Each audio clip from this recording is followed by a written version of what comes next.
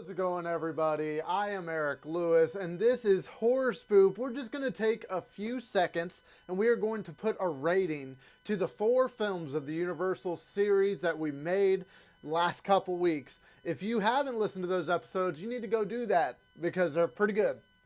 But you can stay here right now while we do the ratings, and then you can go listen to them, alright? So we'll start with number 4. Number 4 is The Mummy from 1932. Boris Karloff is a beast, and we do love him for his acting, but the score is a little lackluster. The middle of the story kind of gets a little boring. I think Imhotep is kind of a boring character when he's just an Egyptian man come back. When he looks like the mummy, I think he's more fun to look at personally.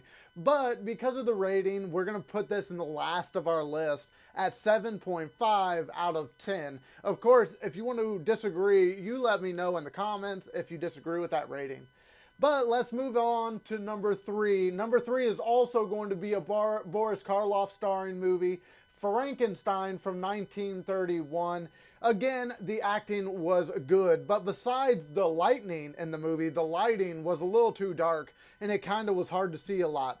Really, when you start seeing everything more clearly is when the monster is out in public. And of course, some of the most iconic scenes are when he's out in public, like the lake scene with the little girl and all that stuff. I think it actually becomes a better looking movie by the time the monster goes out in daylight, when you can see him better, everything like that.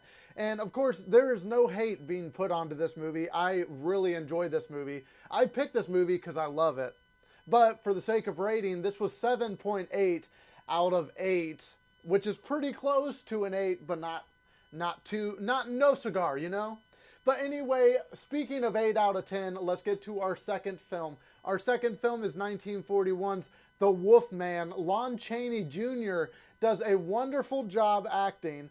The lighting is dark like Frankenstein, but it works, especially out in the forest. The fog out on the floor of the forest is really a nice detail that they make to this movie.